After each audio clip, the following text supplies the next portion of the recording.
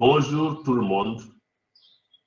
Merci d'avoir bien voulu participer à ce webinaire que Remit One organise sur les innovations dans le secteur des paiements et transferts d'argent dans les zones Europe, Moyen-Orient et Afrique. Au cours de cette session, nous allons discuter du thème le marché international du transfert d'argent, les défis, les tendances et opportunités. Je m'appelle Ababakar Sek, je suis le directeur Afrique de Remit One qui organise cet événement. Nous avons 1h15 aujourd'hui pour ce premier panel et pour les 50 premières minutes, je vais modérer les discussions avec nos différents experts. Nous aurons ensuite 20 minutes à la fin de cette session pour répondre aux différentes questions de notre audience. Merci de bien vouloir soumettre vos questions via le bouton en bas à droite qui est Q&A sur votre écran. Et nous allons essayer de répondre à toutes ces questions avec le maximum de précision à la fin de la session. Nous voudrons aussi commencer par remercier spécialement les sponsors de cet événement. Je vais nommer les sociétés Vine, NairaGram, Trust Payments, Asa Finance, WorldPay, GBG et Currency Cloud. Merci de bien vouloir visiter leur boutique virtuelle entre les différents panels qui vont se tenir entre aujourd'hui et demain.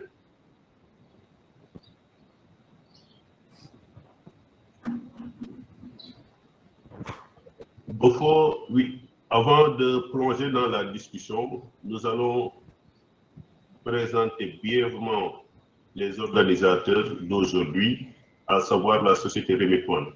Remit One est une société anglaise qui a pour mission de renforcer les acteurs et le secteur du transfert d'argent en fournissant les solutions les plus adaptées et les plus appropriées pour tous les acteurs. C'est pourquoi depuis 2018, nous avons aussi lancé une série de webinaires discutant des différents thèmes qui intéressent les acteurs du secteur à travers ce que nous appelons IPR Events. Donc l'innovation dans le secteur des paiements et du transfert d'argent. Nous sommes vraiment honorés de vous avoir tous avec nous aujourd'hui pour continuer à réfléchir sur les problèmes du secteur, les nouveautés et les enjeux. Avant de commencer la session, nous avons le plaisir d'introduire nos deux experts panélistes. Je commence par M. Mohamedou Taha, qui est actuellement le directeur général de ATPS. M. Taha est ingénieur diplômé en télécom de l'Institut INP de Rabat au Maroc. Il a débuté sa carrière au Maroc en 2004 comme ingénieur d'études et de développement pour les traitements de transactions avec la société M2T, une société spécialisée dans les solutions de paiement et la mise en œuvre et la gestion de réseaux physiques de paiement. Lors de la création de la filiale dénommée ATPS de M2T au Sénégal en 2008, il a été nommé Operation Manager, responsable des opérations en charge du développement de l'activité au Sénégal. Aujourd'hui, ATPS est devenu un très grand agrégateur de paiement au Sénégal, spécialisé dans le transfert d'argent, les paiements de factures, la distribution de monnaie électronique, le paiement digital et dispose d'un réseau de plus de 10 000 points sous l'enseigne Proximo au Sénégal. 10 ans après ses débuts, donc en 2018, M. Taha a ensuite été nommé directeur général du groupe ATPS qui aujourd'hui a commencé son extension dans la sous-région d'Afrique de l'Ouest et couvre au-delà du Sénégal, la Côte d'Ivoire, le Niger et le Mali. ATPS SA offre des solutions et services financiers innovants en Afrique. Je pense que j'ai bien présenté M. Taha et sa société. Oui, effectivement. Voilà. Alors, pour passer à notre second panéliste, nous avons M. Alpha Momodou Diallo, qui est aujourd'hui le directeur général de Weli Weli. M. Diallo dirige Weli Weli, qui est une société leader dans le domaine du transfert d'argent en Guinée. Il est titulaire d'une licence en sciences économiques et de gestion et il est cofondateur de la société Weli Weli.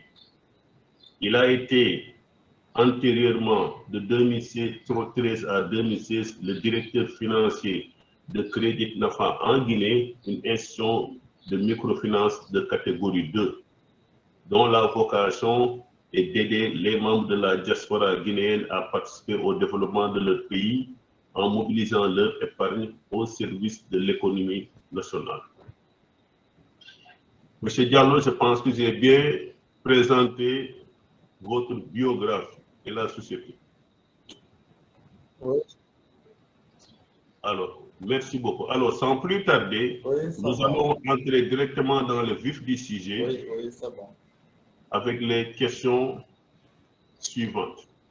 Alors, la première question sur le thème, donc le marché du transfert d'argent, les défis, tendances et opportunités. La première question est adressée à M. Taha et ensuite, si M. Diallo veut bien ajouter ou partager aussi ses idées, nous sommes preneurs. M. Taha, selon le dernier rapport de la Banque mondiale, les flux de transfert d'argent ont diminué en 2020 d'environ 1,7%. Ils ont par contre augmenté en 2021 de presque 7%. Ceci malgré la grave récession qui a été causée par la pandémie de Covid et qui prouve une grande résilience de l'industrie du transfert d'argent. Selon vous, quels ont été les facteurs qui ont contribué à cette croissance en 2021 par rapport à 2020? Oui, merci à Babacar. Si nous regardons par rapport à l'année 2020, l'année 2020, elle a été exceptionnelle à bien des égards. Donc, ce fut l'apparition de la pandémie, surtout dans les autres pays en dehors de la Chine. Et les États ont réagi de façon assez forte face à l'apparition de cette pandémie. Et il y a eu des mesures drastiques de confinement, de couvre-feu, qui ont fortement eu un impact sur les déplacements, mais également la vie sociale des personnes ainsi que leur vie professionnelle. Donc, ce qui fait qu'il y a eu beaucoup de travailleurs qui utilisaient le transfert d'argent comme moyen de soutenir leur famille par ailleurs, mais également pour faire également tout ce qui est activité commerciale, qui n'ont pas eu l'occasion de pouvoir faire ces actions pendant toute l'année 2020. Donc, je pense que ceci est l'une des raisons qui explique la baisse sur 2020. Par contre, sur 2021, après un an de mesures d'austérité qui ont été très fortes, il fallait un peu, je dirais, permettre à l'économie de redémarrer et les gens ont commencé à plus ou moins vivre avec la pandémie. Dans le cas de la zone Afrique de l'Ouest que je connais, dans laquelle je vis, nous avons pu constater au niveau de notre réseau par rapport aux actions que nous sommes en train de faire sur le développement de l'activité de transfert entre 2020 et 2021, et effectivement une forte baisse sur 2020, mais dès 2021, avec l'allègement des mesures restrictives, que l'activité s'est maintenue et qu'elle a même eu à se développer sur certains types de transferts. Nous avons pu noter, par exemple, l'apparition de nouveaux types de transferts, notamment les transferts digitaux, c'est-à-dire avec terminaison sur le mobile money, là où sur 2020, c'était des activités assez balbutiantes. Les gens ont pu toutefois constater qu'avec les restrictions de déplacement et les fermetures des points de vente, etc., qu'il pouvait y avoir des alternatives, souvent moins onéreuses, pour envoyer de l'argent via justement ces canaux digitaux, et que les bénéficiaires pouvaient le retirer à moindre coût ou bien à moindre effort, ou bien de l'utiliser pour faire carrément un paiement tout digital une fois qu'ils ont reçu les fonds sur leur wallet. Donc, ce qui fait que là, ça a permis de faire émerger de nouveaux canaux et moyens de transfert. Et ça a également permis de capter une partie des transferts qui se faisaient de façon informelle, qui sont passés sur le circuit formel à travers les voyageurs, ou bien à travers des remises via des tiers qui font l'opération, etc. Donc, cette tendance aujourd'hui est en train de se poursuivre malgré la baisse de la pandémie. Et donc, les acteurs ont identifié des canaux qui permettent l'accélération en fait, et le développement de l'activité. Donc, si je devais résumer cela, je dirais que les principaux facteurs, ce fut le contexte lié à la pandémie et à la reprise, les nouveaux usages des clients avec des nouveaux canaux de paiement, des tarifs qui sont devenus plus compétitifs. Donc, pendant cette période également, il y a eu des efforts pour être sur des montants qui permettent d'accompagner plus ou moins, je dirais, l'effort de guerre, et également une communication importante qui a été faite par ces acteurs vers les nouveaux canaux et moyens digitaux. Merci beaucoup, M. Taha, pour ces éclairages. M. Diallo, est-ce que vous avez aussi des commentaires par rapport aux raisons qui ont fait que l'activité s'est reprise en 2021? Bonjour à tout le monde, bonjour à tous les participants, et merci encore à Rémi-Toine d'avoir eu l'opportunité de partager nos idées concernant notre secteur de transfert d'argent. Je pense que l'essentiel est dit par le frère Ta. Pour ce qui concerne les deux changements durant l'année 2020 et 2021. L'année 2020 avec l'amendement du Covid, je pense qu'il y avait beaucoup plus de restrictions et l'industrie de transfert d'argent n'avait pas vu venir, n'avait pas pris des précautions.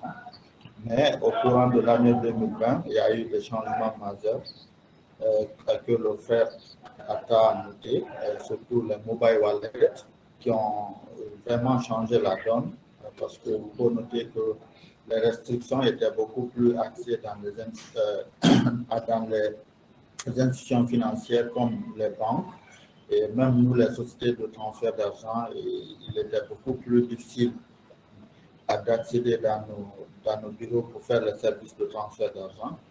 Mais avec l'adaptation, il y a eu beaucoup plus d'élargissement du réseau. Et par exemple, nous, en Guinée, le mobile wallet n'est pas beaucoup plus développé qu'ailleurs, par exemple le Sénégal. Mais en Guinée, la monnaie électronique, elle n'est pas tellement vulgarisée. C'est les mobile money qui se disent des mobile money en Guinée, c'est des transferts de proximité. Parce que si vous mettez de l'argent tout de suite dans votre mobile, c'est pour envoyer à un parent. Quand vous envoyez à votre parent, c'est pour récupérer directement, pas pour dépenser. Donc, c'est des transferts de proximité. Et je pense que l'essentiel est dit par rapport à la première question. Merci beaucoup, merci beaucoup. Je retiens que, bien sûr, la pandémie a été un choc, en fait, la première année pour tous les acteurs, avec toutes les mesures et restrictives sur l'activité et les mouvements des populations. Mais par la suite, les initiatives, les différentes initiatives des gouvernements ont permis un peu de relancer l'activité.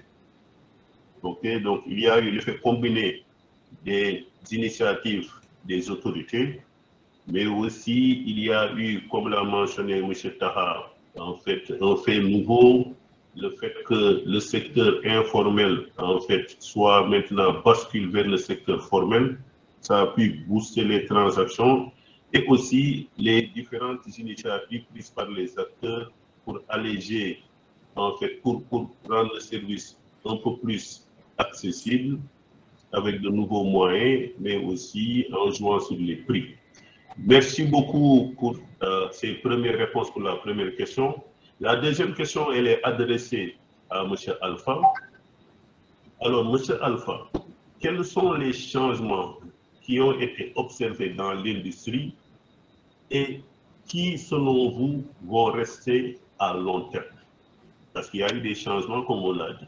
Parmi ces changements, qu'est-ce que vous pensez va rester à long terme? Ok, merci encore une fois. Je pense que avec la pandémie du Covid, il y a eu un bouleversement total dans tous les secteurs de l'industrie, pas seulement de l'industrie de transfert d'argent. Les changements, je peux les dire, à Mazer, sont à deux niveaux. Il y a eu, le premier niveau, c'est le télétravail. À des gens utilisés seulement dans les rencontres comme ça, l'école et autres. Mais pendant la pandémie, il y a eu beaucoup de développement de ce secteur du télétravail. Je pense que cela peut rester à long terme. Et ça facilite la communication sans se déplacer et ça facilite beaucoup de choses sans se déplacer. Aujourd'hui, les gens sont beaucoup plus, utilisent beaucoup plus cette option de télétravail. Et après, le second niveau, c'est l'avènement des mobile, des mobile wallets, des mobile transferts. Je pense que c'est quelque chose qui n'était pas beaucoup plus utilisé. Aujourd'hui, vous pouvez remarquer que beaucoup de personnes utilisent leur carte Visa et autres pour envoyer de l'argent à leurs parents en Afrique.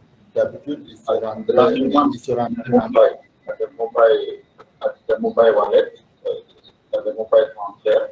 Je pense que c'est quelque chose qui n'était pas beaucoup plus utilisé. Aujourd'hui, vous pouvez remarquer que beaucoup de... Oui, on vous entend. Ok. Alors, la numérisation du secteur de transfert d'argent pendant cet événement de Covid va rester à long terme parce qu'aujourd'hui, les gens les consommateurs ont beaucoup plus, ils utilisent beaucoup plus cette option qui leur permet d'envoyer de l'argent sans se déplacer. Et aujourd'hui, même vers nous, les pays du Sud, il y a beaucoup plus de demandes vers ces mobile wallets. Je pense que c'est les deux facteurs qu'on a pu observer chez nous, à l'avènement du mobile wallet qui a bouleversé vraiment le secteur du transfert d'argent. Merci beaucoup. Taha, des ajouts? Oui, je pense que c'est exactement ce que Alpha a eu à mentionner. Donc, je pense que c'est la digitalisation en fait qui va s'accélérer. Hein. Donc, tout ce qui est paiement vers le mobile, vers les comptes bancaires, ou bien vers la carte, ainsi que tout ce qui est baisse des prix, en fait, qui va s'installer de façon plus durable. Et puis, on va arriver, en tout cas dans la zone africaine, vers un schéma où ce sera similaire à ce que nous avons en Europe avec des tarifs qui sont très bas.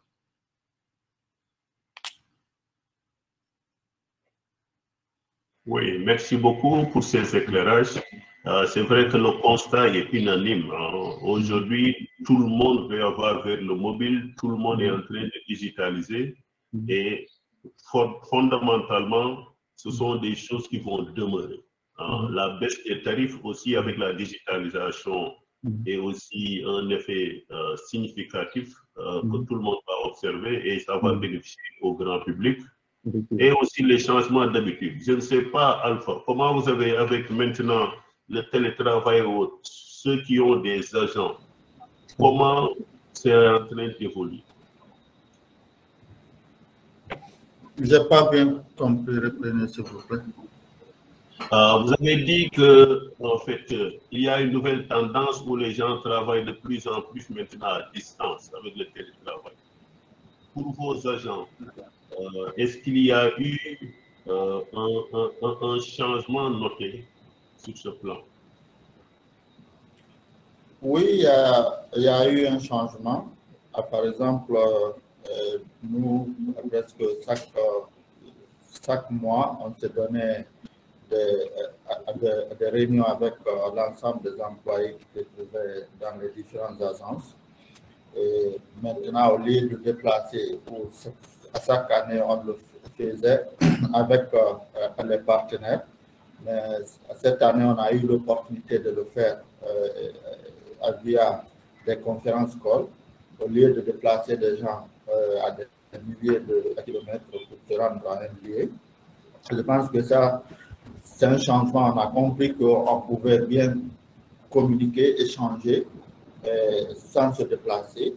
Mais aussi, s'il y a un travail qu'on pouvait faire en groupe, se réunir pour faire un travail commun, on le fait maintenant via l'école, le télétravail. C'est un changement qui est là et qui a beaucoup bouleversé à nos habitudes antérieures. Ok. Je vais passer à la troisième question qui vous est toujours adressée. Nous avons remarqué que pendant cette période, il y a quand même certaines entreprises qui ont prospéré en période de Covid. Okay? Alors, pour vous, quels ont été les éléments qui leur ont permis de s'en sortir et de se différencier de la sorte? Ok, pour ce qui concerne cette question, je pense que le FERTA avait abordé à cet élément. Et avec les restrictions et la fermeture des frontières, beaucoup d'entreprises qui étaient informelles ne pouvaient plus opérer et passaient par des canaux de déplacement de fonds qui est nettement informel.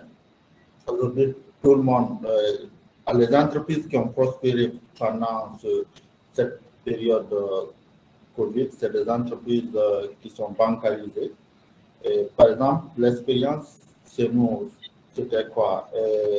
Vu que les accès dans les banques étaient beaucoup plus complexes, d'aller faire des retraits ou des versements, on a trouvé des variantes avec nos partenaires commerçants qui faisaient des versements au lieu qu'ils partaient faire des versements. Nous, on avait nos fonds disponibles dans les banques. Et on le faisait à des virements et on récupérait le cash. Donc, ce qui nous a permis d'être toujours compétitifs et d'être vraiment et s'adapter vraiment à ce qui s'imposait. My job is to make college easy. Allô? Oui, on vous entend, Ok. Allô? Oui, on vous entend. OK. Donc, le second aspect concernait les entreprises qui ont vraiment su s'adapter par rapport aux restrictions qui étaient là. Je reviendrai toujours en termes d'expérience que nous avons vécu ici. Et les restrictions étaient beaucoup plus dans nos agences. On a jugé nécessaire de nouer des partenariats avec des supérettes, des stations de service, élargir beaucoup plus à nos activités en dehors de nos propres agences. Cela nous a permis vraiment de prospérer, de découvrir d'autres marchés qu'on n'avait pas auparavant. Donc, je pense que les deux éléments ont été vraiment un des aspects qui nous ont permis de prospérer pendant cette période de Covid. Ah oui, c'est vrai que le marché guinéen est un peu particulier avec la concurrence, la présence de beaucoup d'acteurs. Cette stratégie et votre agilité vous a permis de mieux vous exprimer par rapport aux autres. C'est bien, c'est très intéressant à savoir. Un avis sur la question, Taha? Oui, je pense que c'est un peu ce que Alpha a estimé. Hein. Donc, c'est je dirais des entités qui ont su saisir des opportunités. Déjà, les restrictions qui ont permis de mener le gros flux sur le volet informel, qui ont déversé sur le secteur formel, mais également le fait que certaines entités, comme le DBD, ont su être très agiles pour pouvoir fournir des solutions adaptées à un contexte difficile. Et après, directement, quand ça cadre, après, il y a la clientèle qui suit immédiatement. Ok, merci beaucoup. En fait, je notais fondamentalement que c'est l'agilité et aussi la bonne stratégie qui ont permis à ces acteurs de pouvoir mieux s'en sortir que d'autres, selon les environnements. Alors, nous allons passer à la quatrième question qui vous est adressée, Tahan. Pendant les 6 dernières années, nous avons assisté à un changement radical dans l'industrie des paiements. Qu'est-ce qui pourrait encore se passer pour vous dans le futur? Est-ce que les changements continueront? Dans quel sens? Sur quels aspects? En fait, ce que je note en termes de tendance de fond que nous avons noté et qui sont en train de s'accélérer et qui ont été plus ou moins accélérées pendant la phase de Covid. La première, c'est une baisse continue des tarifs. La baisse, elle était légère, comme j'ai dit, pendant cette phase Covid, elle s'est accélérée.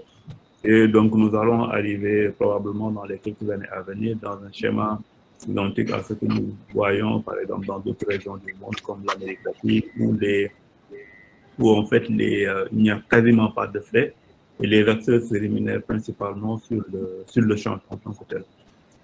Donc, ce qui fait qu'on aura un alignement plus ou moins mondial sur les pratiques. Et d'ailleurs, une des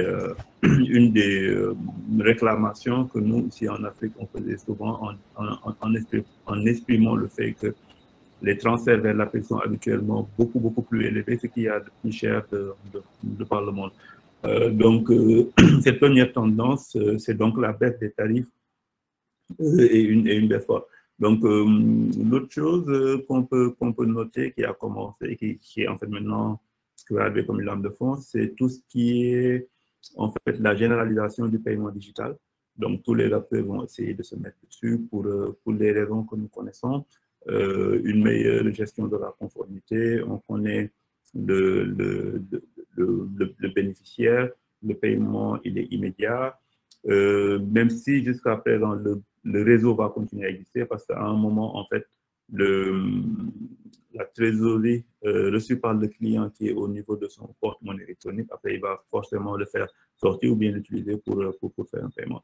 Donc, cette tendance à aller vers du digital va permettre de mieux, en fait, s'aligner avec tout ce qui est gestion de la conformité, tel que souhaité par les acteurs du mobile money. Également, ça va permettre aux États de mieux vérifier, surveiller, d'avoir des statistiques plus fiables par rapport à ces mannes qui arrivent dans les différents pays et donc permettre de renforcer le contrôle de tout ce qui est lutte contre le blanchiment et le terrorisme, qui est surtout très d'actualité aujourd'hui dans notre zone-ci.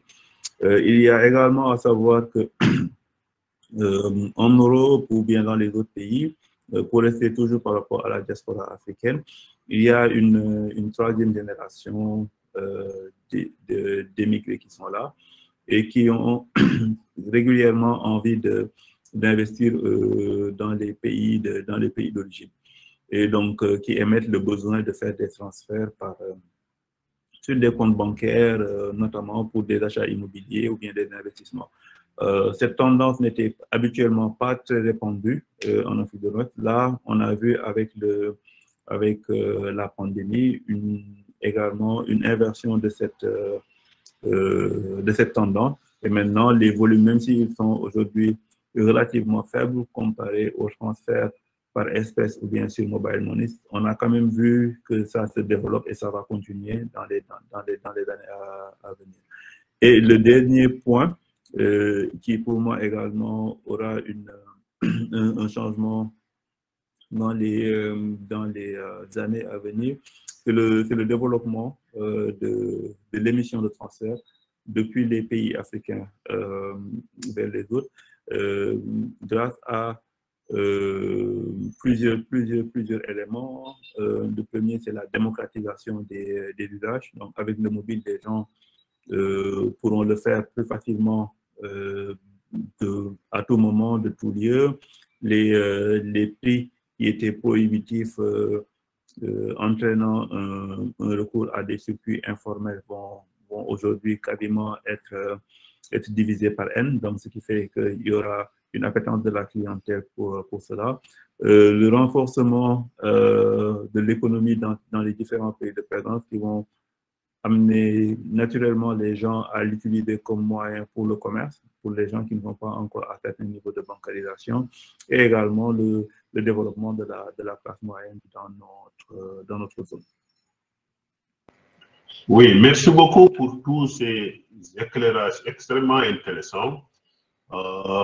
Monsieur Diallo, vous avez des ajouts?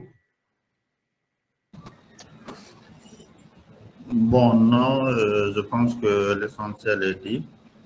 Les changements radicaux, c'est surtout aujourd'hui le secteur du transfert d'argent doit avoir totalement changé vers la numérisation et la dématérialisation des services de transfert d'argent. Je pense que c'est l'un des facteurs essentiels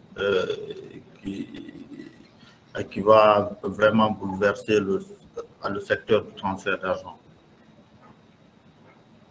Oui, c'est extrêmement intéressant en fait d'avoir tous ces avis. Allô? Oui, on vous entend, Alpha. C'est bon? Allô? Allô? Bon, je pense que Alpha... Oui, c'est bon, c'est bon. Ah, ok. Alors, merci pour ces avis. Hein. C'est extrêmement intéressant. Bon. Ah, ok. Je disais que c'est extrêmement intéressant d'entendre vos points de vue. En fait, nous voyons que tout est orienté vers encore plus de satisfaction de la clientèle, plus de flexibilité, plus de services. Et ça, c'est quelque chose d'extrêmement intéressant à noter pour le secteur. Et ça augure encore de bonnes perspectives, aussi bien pour les clients que pour les acteurs. Alors, une baisse continue des tarifs, c'est attendu depuis longtemps en Afrique et c'est heureux de noter que la tendance maintenant, elle est forte. La digitalisation, la facilité qu'auront les clients maintenant à faire leurs transactions et aussi la diversité qui leur est offerte par les acteurs pour envoyer, payer, investir, etc. Je pense que ce ne sont que de bonnes choses et c'est bon de les entendre des acteurs eux-mêmes. Je vais passer à la prochaine question. Monsieur Taha, comment pouvons-nous aujourd'hui, compte tenu de l'évolution qu'on observe avec la digitalisation et le développement du mobile et des comptes virtuels, comment pouvons-nous aujourd'hui développer un compte virtuel global pour les clients? Compte virtuel global ou compte bancaire mobile universel. Exemple qui pourrait permettre d'effectuer toutes sortes de transactions à partir d'un compte virtuel. Que devraient faire aujourd'hui les opérateurs pour créer ce type de compte virtuel? Et pourra-t-on y arriver seul ou bien faudra-t-il une collaboration entre différents acteurs? Plusieurs questions dans la question, donc c'est ça. D'accord, merci Ababakar. Donc, dans un premier temps, je vais répondre par la dernière question. Est-ce qu'un acteur peut y arriver seul ou bien il faut la collaboration de plusieurs acteurs? Oui, sur ce sujet-là, aucun acteur ne pourra le faire seul. Il y a plusieurs entités en place, il y a des banques, il y a des IMF, il y a des opérateurs de mobile money, il y a des opérateurs télécoms. Donc, ce qui fait que là, ce sera très, très, très difficile. En gros, ce qu'il faudrait avoir, c'est plutôt un compte global qui va agréger plusieurs sous-comptes et qui permettent donc à un client de pouvoir mouvementer ses comptes depuis ce compte principal. Pour la petite histoire, nous avons lancé une application qui s'appelle UPay, qui permet justement aux clients de pouvoir faire quelque chose de similaire, mais uniquement sur le mobile money.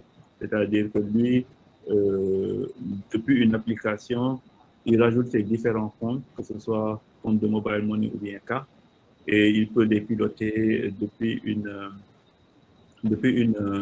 interface unique. Maintenant, pour aller plus loin, il faudrait qu'on puisse mettre en place un cadre formel, un peu à l'échelle de ce que les banques ont plus ou moins réussi à faire avec l'équivalent de la Banque centrale ou bien l'équivalent du GIM au niveau pour tout ce qui est le volet monétique en Afrique de l'Ouest et qui permet donc de pouvoir disposer d'une très forte synergie entre les différents acteurs. Donc peut-être que des synergies qui seraient mises en place à l'échelle de, par exemple, ce que fait la GSMA pour les télécoms pourrait permettre d'aller vers ce sens. Donc, plusieurs acteurs ont d'ailleurs essayé dans notre zone de se regrouper. Je pense que les opérateurs télécoms ont essayé une initiative de ce type. En Côte d'Ivoire, bon, il y avait eu, je pense, un certain nombre de frictions avec les différentes banques centrales. Mais à terme, c'est quelque chose vers laquelle je pense que les différents acteurs vont arriver. Je pense que la tendance de fond sera plus vers une interopérabilité des différents comptes, c'est-à-dire une normalisation entre les acteurs, plutôt que vers un compte unique. Maintenant, avec cette interopérabilité, peut-être qu'il sera possible pour des fintechs comme ATPS et d'autres acteurs de ce type, de pouvoir disposer d'outils qui permettront d'ajouter cette couche fonctionnelle qui permettra aux clients d'émuler un compte virtuel global.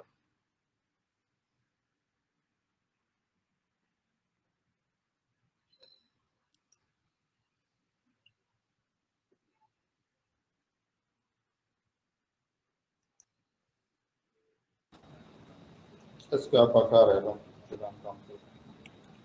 Oui, Abakar? Ah, excusez-moi, j'avais mis mon micro en mute.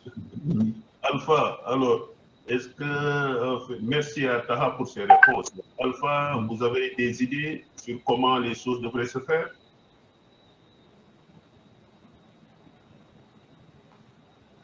Allô? Alors, oui, on vous entend? Alpha. Oui, bon, par rapport à cette question, je pense que aujourd'hui, la dématérialisation de nos services de transfert est obligatoire parce que nos consommateurs sont beaucoup plus axés vers la numérisation de ces services. Bon, je pense que l'essentiel a été dit par le fait. Merci beaucoup. Alors, je note en fait que le besoin aujourd'hui, le besoin, c'est bien sûr de permettre aux clients, quel que soit son compte, son wallet, qu'il puisse initier des transactions dans toutes les directions, que ce soit des transactions cash, compte ou autres e-wallet. Et comme l'a si bien dit Taha, on a une multitude d'acteurs. Il faut que tous ces acteurs se mettent ensemble pour qu'on puisse y arriver. Et je pense que le projet d'interopérabilité, qui est un projet extrêmement important, pourra, si on y arrive, bien sûr avec l'initiative des autorités, parce qu'il faudrait qu'il y ait, dans ce qu'on voudrait faire, qu'il y ait une autorité centrale qui permette un peu de balancer les intérêts de part et d'autre et de faciliter le tout. Si on y arrive, comme on le veut partout en Afrique, demain on pourra permettre à un client, quel que soit son wallet, de pouvoir envoyer de l'argent à tout autre client, dans toute autre banque, etc. Et il faudrait qu'on ait quelque chose de similaire avec ce que les banques ont. Hein. Je pense que c'est bien dit et c'est extrêmement intéressant à entendre. Alors, le temps, sans trop y prêter attention, file vite. Alors, on va aller à la 6e question, adressée à M. Alpha d'abord. Alpha, quels sont les obstacles ou défis que vous voyez à l'horizon? Donc, à court terme ou moyen terme. À quoi les sociétés de transfert d'argent et autres acteurs de l'espace du transfert doivent se préparer à court et moyen terme? Donc, quels obstacles et défis voyez-vous dans les années à venir et comment les opérateurs devraient se préparer?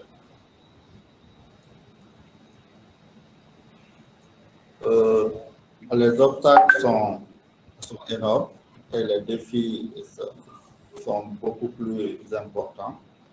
Aujourd'hui, l'industrie de transfert d'argent est beaucoup plus convoitée par les banques, les opérateurs téléphoniques. Aujourd'hui, les défis qu'il faut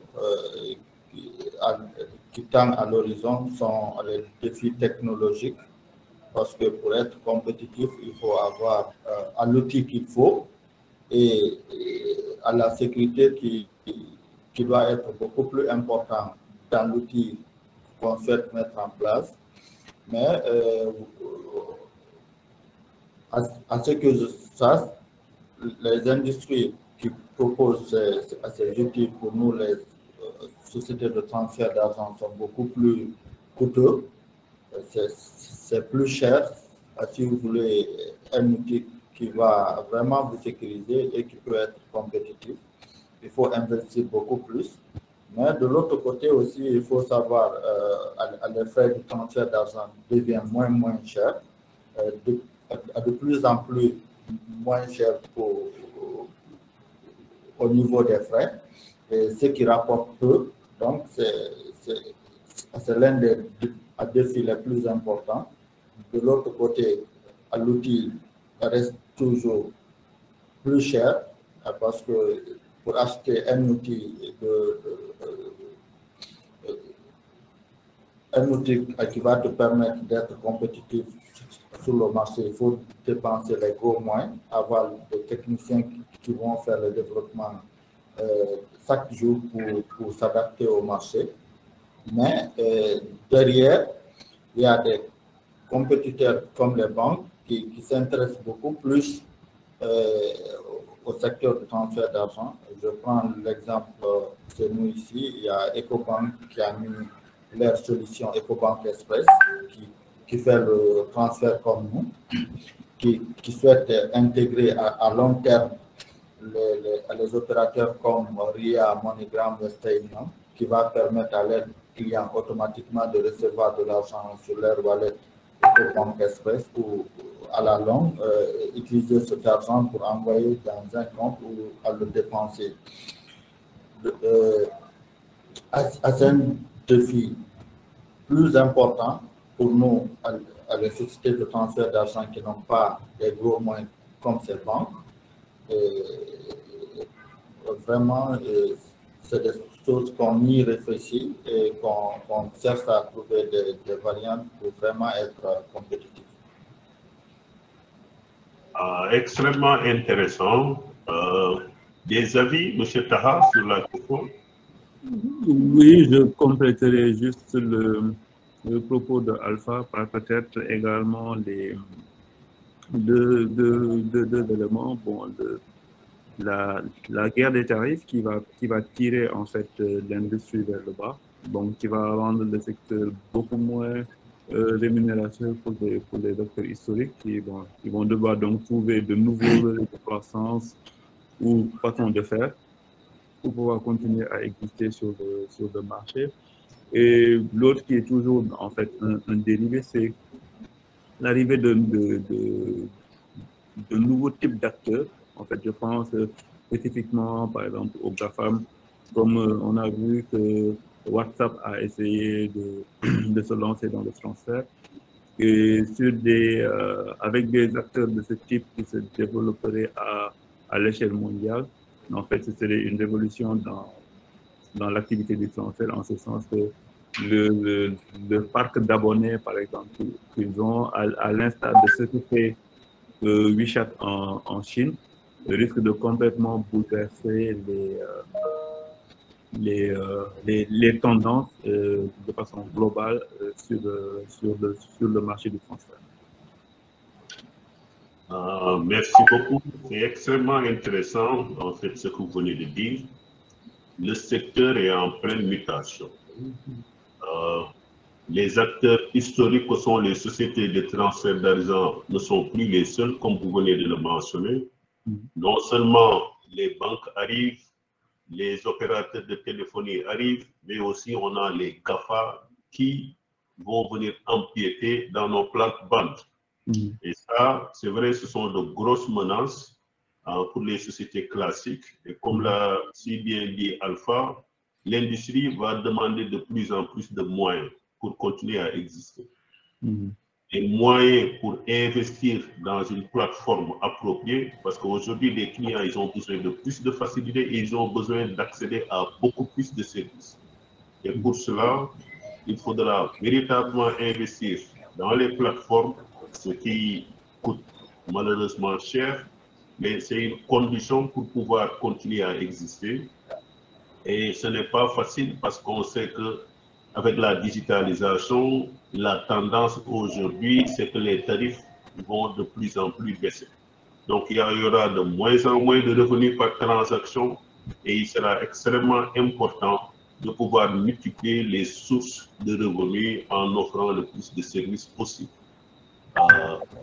Bon courage les amis, on va passer à la prochaine question pour essayer d'être dans les temps. Alors, Mohamedou, quelles innovations ou quelle innovation technique émergera pour les applications clients, le back-end et la conformité? Qu'est-ce que l'utilisateur final peut s'attendre à avoir maintenant? Est-ce qu'on va aller dans les cryptos, blockchain, etc.? Quelles innovations donc, techniques pouvons-nous avoir sous peu? Pour ma part, je ne vois pas trop les sujets côté client, en fait, en termes de technologie. C'est-à-dire que ce soit crypto, blockchain, etc., qui sont peut-être plus des choses qui seront véhiculées, je dirais, par les acteurs, peut-être envers leurs partenaires corporate. Pour les clients, je pense que ce sera trois sujets en termes d'innovation qui les intéressera. Le premier, c'est l'accessibilité du service en tant que tel, de préférence sur du mobile, donc qu'ils puissent à tout moment et en tout lieu pouvoir effectuer son opération.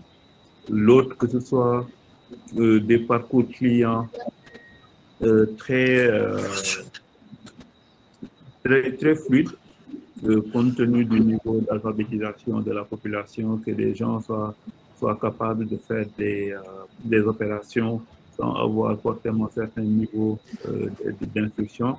Et d'ailleurs, nous le constatons dans la zone où il y a de plus en plus d'acteurs qui proposent des solutions très intuitives et qui justifient d'ailleurs les percées qu'ils ont au niveau de la clientèle. Maintenant, le dernier élément qui peut être lié à la blockchain ou autre qui concernerait en fait tout ce qui est la sécurisation des transactions pour s'assurer que la transaction qui a été faite elle est effectivement voulue par le client et que le bénéficiaire également l'a reçu en toute sécurité pour lutter contre la fraude. Donc, je dirais que c'est plus des innovations liées à des fonctionnalités. Maintenant, quelle que soit la technologie qu'il y a derrière, pour le client, ce sera secondaire. Maintenant, pour les acteurs du transfert en tant que tel, oui, Alpha l'a mentionné tout à l'heure dans son intervention, les deux principaux défis seront la sécurisation des technologies par tous les moyens possibles, les flux étant de plus en plus importants, les services se démocratisant, il y aura forcément beaucoup plus de tentatives de hacking et puis de malversation. Et l'autre, c'est relatif à la conformité pour bien identifier tous les acteurs de la chaîne, qui peuvent être pourvoyeuses de cette chaîne, qui peuvent être pourvoyeuses de revenus pour les États à travers les différents impôts et mécanismes qu'ils mettent en place. Oui, merci beaucoup. Je note que, comme vous l'avez dit, l'un des éléments extrêmement importants à venir, c'est le parcours client. On a vu les évolutions dans ce sens et aussi comment certains opérateurs ont pu en tirer profit. Il faut aussi toujours s'adapter à notre marché qui a ses particularités. Les clients ne sont pas aussi alphabétisés que cela. Et leur faciliter le parcours est quelque chose de très, très, très important. Mais aussi, il faut veiller à la sécurité, comme vous l'avez dit. La sécurité deviendra de plus en plus importante compte tenu de l'évolution des chiffres. Et on a bien constaté que ce secteur attire beaucoup de malfaiteurs. Plein d'opérateurs ont eu à souffrir d'intrusions et ça va encore continuer malheureusement. Donc, nécessité, comme vous l'avez dit, d'investir dans une bonne technologie et aussi de pouvoir disposer de tous les outils pour sécuriser votre activité, mais aussi être conforme. Parce que la conformité est une exigence de toutes les autorités et ça va devenir de plus en plus important. Il faudra s'y préparer. Merci pour ces éclairages. Nous allons passer à l'autre question pour essayer de gagner un peu dans le temps parce qu'on est alpha.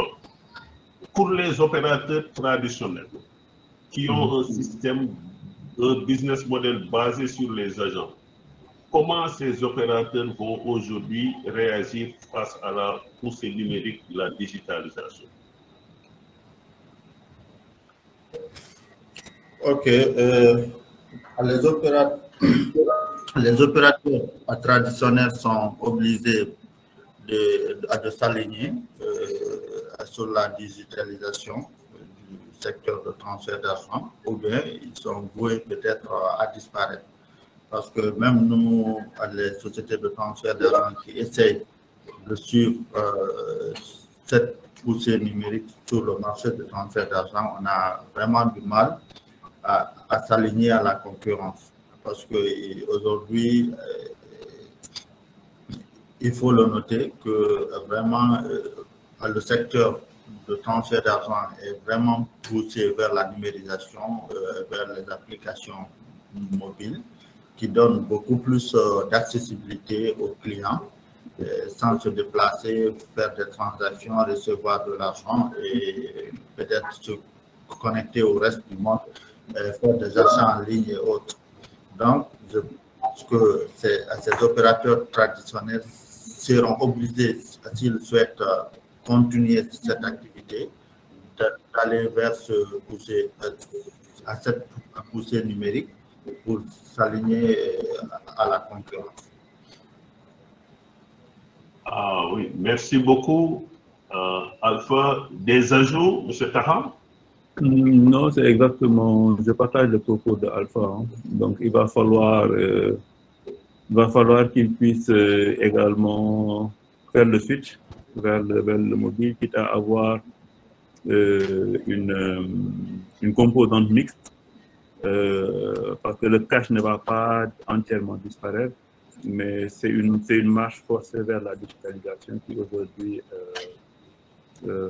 s'impose. Oui, c'est vrai que l'industrie impose des changements, mais comment, Alpha, vous allez gérer de plus en plus vos agents? Plus les transactions vont aller vers le mobile, moins ils auront de transactions. Comment vous ferez pour les motiver? Je sais que dans certains pays, en fait, cette problématique se pose pour les opérateurs. Quelles idées, comment vous voyez la chose? Nous avons à constater avec les agences, ça devient beaucoup plus coûteux en charge. C'est-à-dire aujourd'hui, quand vous avez une agence qui a au moins à 5 employés qui font le travail, il y a le risque aussi au niveau de la gestion. Le rendement est minime et avec le changement qu'on a eu pendant la période Covid, à nouer des partenariats avec des particuliers.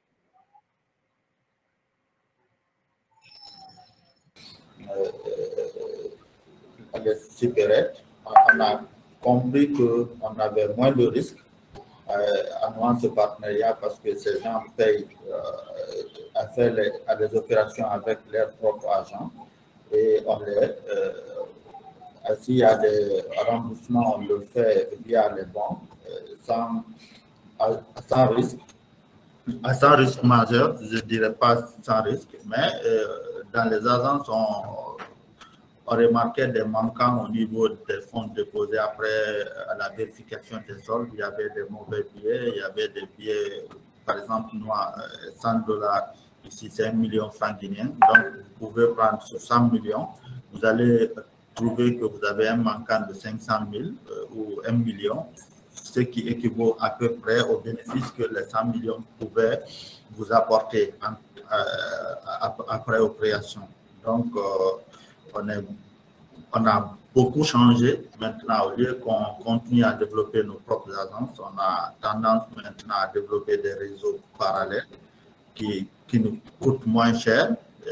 C'est vrai, on les paye en commission, mais les commissions partagées avec eux, c'est beaucoup plus rentable que de développer une agence avec tous les risques qui sont derrière, que je viens de citer. Ok. Taha, des ajouts avant qu'on passe à la dernière question? Oui, bon, je dirais juste également que, bon, aujourd'hui, même si les opérations vont de plus en plus vers le digital, en tout cas, pour quelques années encore, ça va quitter le digital pour aller vers du cash, pour le paiement en bout de chaîne. Donc, effectivement, les acteurs du réseau de distribution vont recevoir moins de transferts en direct, mais ils vont faire peut-être plus d'opérations de dépôt et de retrait sur les comptes de mobile money, qui seront certes moins lucratifs, et il va falloir se réinventer en fait d'autres services, soit faire évoluer le réseau vers des services de nouvelle génération pour pouvoir permettre d'accompagner cette mutation du marché. Merci beaucoup. Il y a encore beaucoup à dire, mais bon, on va aller à la dernière question pour permettre par la suite de répondre aux questions de l'audience, s'il y en a. Merci de les envoyer par le chat qui est en bas et à droite. Alors, Mohamed, dernière question. Comment faire la transaction pour devenir un acteur numérique? Est-ce que vous avez des idées, des conseils pour les opérateurs classiques? Bon, aujourd'hui, ce que nous constatons en termes de transition, c'est que bon, il y a principalement deux axes qui sont utilisés. Le premier, c'est des partenariats qui nouent avec des sociétés de technologie qui leur permettent d'accélérer ce mouvement vers le sud. Et l'autre, pour ceux qui sont un peu plus gros, c'est des acquisitions qu'ils font directement pour pouvoir bénéficier en fait, je dirais du savoir-faire d'acteurs qui étaient initialement plus petits, mais qui ont su en fait gagner certaines parts de marché sur ces segments. Parce que bon, si ces acteurs-là devaient attendre de pouvoir expérimenter tout ce qui se fait sur le marché, bon, en fait, effectivement, ils risquent de rater le train. Donc, actuellement, en termes je dirais, de meilleures approches, ce sont les deux-là qui sont aujourd'hui les plus répandues, en attendant de pouvoir peut-être identifier une autre approche. Merci beaucoup pour ces différents éclairages. Malheureusement, nous devons en fait gérer le temps et aussi permettre à l'audience un peu d'avoir des réponses à leurs questions. Je vais rapidement prendre les questions de l'audience et vous les transmettre afin que vous puissiez y répondre. Alors, nous avons une question relativement à l'interopérabilité. Monsieur les panélistes, ne pensez-vous pas que l'interopérabilité des moyens de transfert d'argent, projet phare, voire impossible de la BCEAO, pourrait constituer une aubaine pour certains établissements de monnaie électronique afin de les rendre plus compétitifs dans le secteur du transfert d'argent? Donc, une question qui nous vient d'un des participants. Oui, pour moi, c'est plus qu'une aubaine parce que aujourd'hui, en termes d'interopérabilité, ça permettrait à n'importe quel acteur, quelle que soit sa taille, de bénéficier du réseau et du portefeuille de toute la base clientèle existante. En gros, si on devait rapporter ça au secteur bancaire, aujourd'hui, par exemple, avec le GIM, donc une petite banque qui vient d'arriver, qui a peut-être que 2 agences, il pourrait bénéficier du réseau du GIM dans toute la sous-région. Donc, ce qui fait qu'aujourd'hui, avec deux GAP, il peut toucher les clients dans tous les pays de la zone UEMOA pour peu que le client dispose d'une carte. L'interopérabilité si la BCEAO arrive à mettre ça en place, réellement, parce que c'est un sujet qui est là depuis plusieurs années, effectivement, cela serait un très gros accélérateur pour tous les éléments, quelle que soit leur taille, de pouvoir disposer d'offres compétitives, bon, à condition bien entendu que les coûts d'interconnexion entre les acteurs ne soient pas prohibitifs et pouvoir permettre à chaque acteur de pouvoir proposer des sujets intéressants pour la clientèle. Oui, merci. Mais autant pour les banques que pour aujourd'hui les opérateurs de transfert d'argent, pensez-vous que la Banque centrale devrait être au cœur de cette interopérabilité et même proposer les plateformes? Bon, la Banque centrale a été au cœur de l'initiative GIM, de même que GIMAC en Afrique centrale. En tout cas, porter l'initiative, maintenant laisser que ce soit un GIE ou bien que les acteurs puissent le porter eux-mêmes. En tout cas, qu'ils puissent mettre en œuvre le cadre, je dirais, réglementaire qui permettra de garantir la bonne réalisation de toutes les opérations. Ok, merci beaucoup. Alpha, on est en train de parler surtout, bien sûr, de notre zone, hein, avec le projet d'interopérabilité dans la zone UEMOA. Ce même projet il existe dans beaucoup d'autres pays, hein, Kenya, etc. Tout le monde y travaille, mais personne n'a encore réussi à faire aboutir ce projet à ce jour. Espérons que ça va se faire bientôt. Alors, une autre question, en termes de partenariat, compte tenu des évolutions que vous voyez dans le secteur, quel type de partenariat souhaiteriez-vous avoir, vous, opérateurs? Quelle préférence avez-vous en termes de partenariat pour le futur? Avec des banques ou bien partenariat avec les telcos, les opérateurs mobiles? Ça, c'est à vous tout ça. Bon, si je prends le cas de ATPS, c'est les partenariats, que ce soit les banques et les opérateurs telcos. Chacun de ces types d'acteurs ont leurs forces et leurs faiblesses en termes de services à mettre en œuvre. Donc, on n'a pas de préférence particulière. La seule différence, je dirais, serait plutôt en termes de base clientèle à toucher. Sachant qu'aujourd'hui, avec un acteur mobile money, un opérateur telco, bah, la base elle est beaucoup plus large. Donc, en fait, les services à déployer pour les clients seraient beaucoup plus importants. Alpha, votre avis? Préférence pour vous en termes de partenariat, banque ou opérateur mobile? Bon, je pense qu'en termes de partenariat, il n'y a pas de préférence. Il faut voir l'intérêt du partenariat et chaque partenariat a ses spécificités, que ce soit les telcos ou les banques. Il faut voir est-ce qu'il y a une opportunité à exploiter. Donc, je pense qu'il n'y a pas un choix particulier à faire entre les deux. Et chaque partenariat, il faut avoir l'opportunité à exploiter avant de s'engager. Ok, merci pour ces éclairages. Donc, tout partenariat est intéressant, pas de préférence particulière. Hein. Chacun pourra vous apporter une valeur ajoutée. Alors, une autre question de l'audience. Êtes-vous disposé à offrir aujourd'hui à vos clients des crypto-monnaies?